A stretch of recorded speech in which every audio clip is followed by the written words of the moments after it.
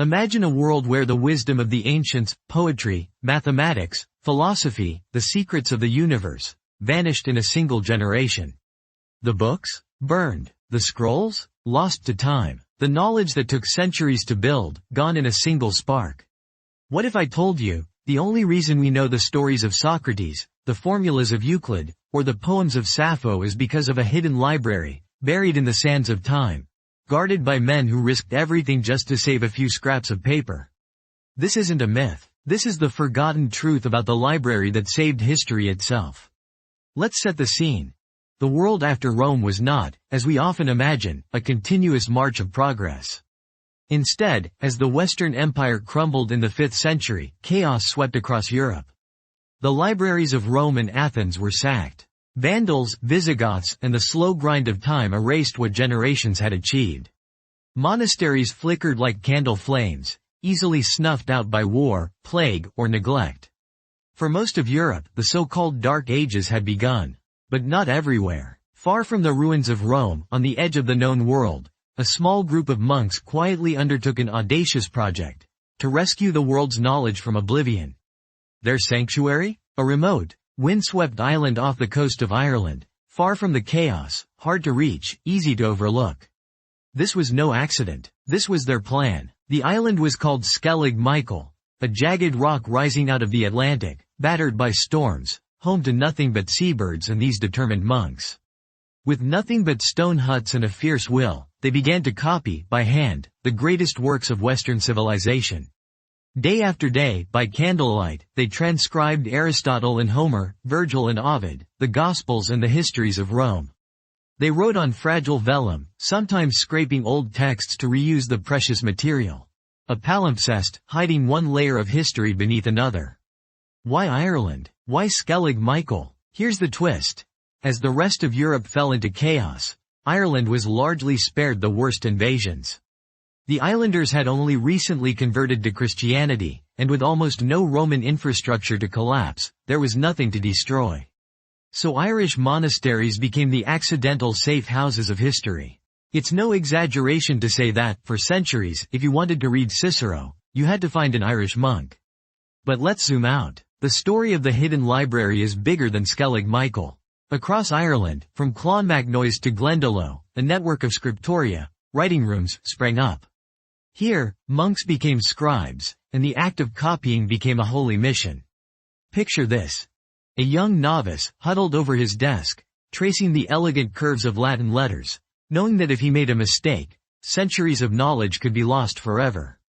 Imagine the pressure, the sense of duty. The awe of handling a text that, in some cases, had already survived 1,000 years. And then, another twist, one almost nobody talks about. The Irish monks didn't just copy the classics. They began to add their own notes, little glosses in the margins, explanations, even corrections. Over time, these marginalia became bridges between the ancient world and the medieval one. The monks preserved not only the words, but the meanings, the context, and sometimes, the very pronunciation of extinct languages. But copying texts in a windswept hut was only half the battle. The real danger was yet to come. Viking longboats began to appear on the horizon, their prows like dragon heads, their crews hungry for gold and glory. Monasteries were among their favorite targets. Why? Because that's where the treasure was, both literal and intellectual. Many a scriptorium was put to the torch, its precious books scattered or lost. So the monks adapted. They began to hide their best manuscripts in secret chambers, stone-lined beehive huts, or deep in the bogs where only they could find them. Some even fled, manuscripts in tow, becoming wandering scholars.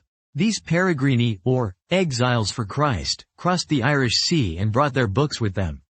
And here's where things get really interesting. Many found refuge in the crumbling remains of Roman civilization. Places like Lindisfarne, Iona, and eventually, deep into the Frankish and Germanic lands. What happened next is one of the great unsung miracles of history.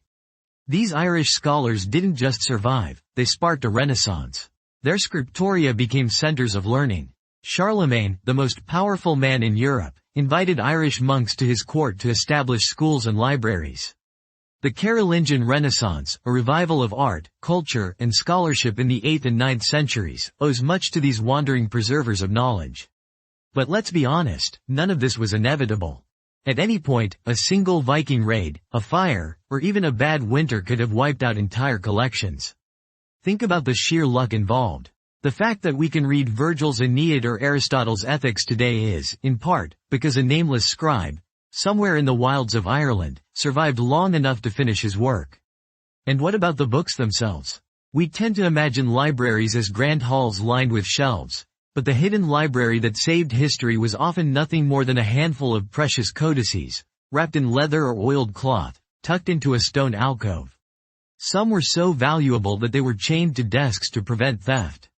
Others were disguised as prayer books or hidden in plain sight among religious texts. The line between the sacred and the secular blurred, and in that gray area, the wisdom of the ancients endured. Now, let's bust a myth. The idea that the Dark Ages were a time of total ignorance is an exaggeration. There were always pockets of learning and creativity. But without the painstaking work of these monks, the chain of knowledge would have been irreparably broken. The Renaissance, the rediscovery of classical learning, was only possible because the hidden library kept the flame alive through the darkest centuries. But the story doesn't end in Ireland. As the centuries passed, the hidden library moved, first to the great abbeys of France and Germany, then to the universities of Italy and England. The texts copied in that windswept scriptorium eventually inspired scholars like Thomas Aquinas, Dante, and Petrarch. The ideas of Rome and Greece, filtered through Irish hands, became the foundation of modern Western civilization. And yet, for centuries, nobody talked about the hidden library. The names of the scribes were rarely recorded. Their work was anonymous, their sacrifices forgotten.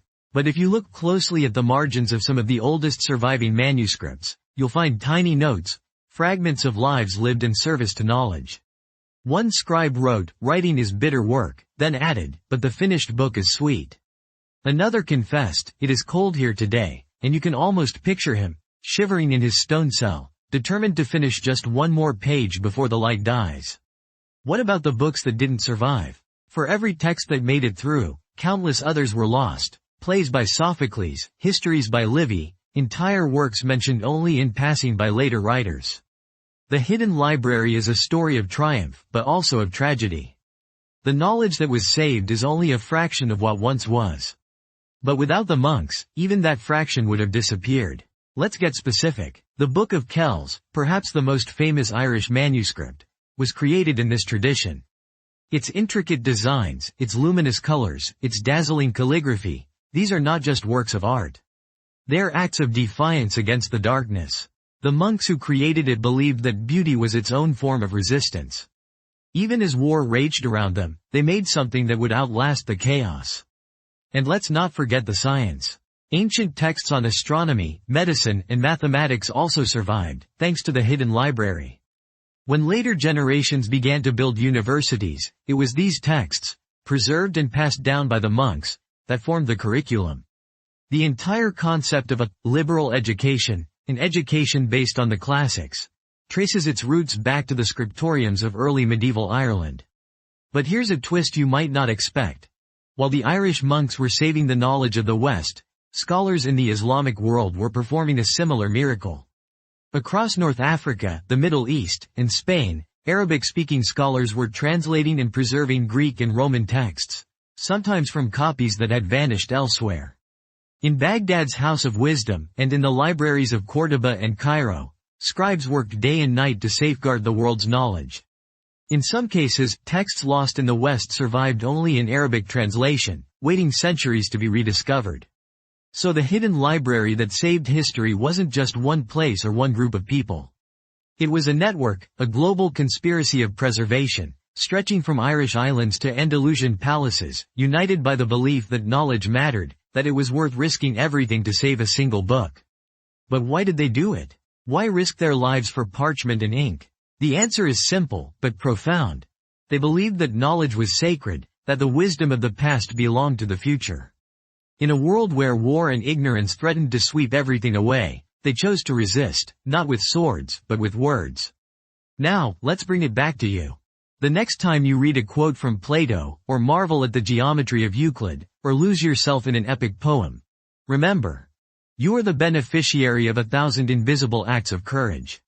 The hidden library isn't just a story from the past, it's a reminder that what we value today can be lost tomorrow if we don't protect it. History isn't just about kings and battles. It's about the fragile threads that connect us to our ancestors, and the people who fought, quietly, patiently, anonymously, to keep those threads from breaking. So, what would you save, if you were in their shoes?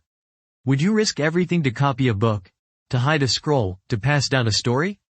Maybe you already do, in your own way, by remembering, by sharing, by refusing to let the flame go out. That's what history is. That's what makes it matter.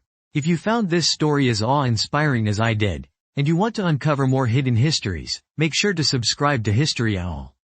There are countless secrets still waiting to be discovered, and together, we'll keep the flame of knowledge burning. Thanks for watching, and remember, sometimes, the quietest acts are the ones that save the world.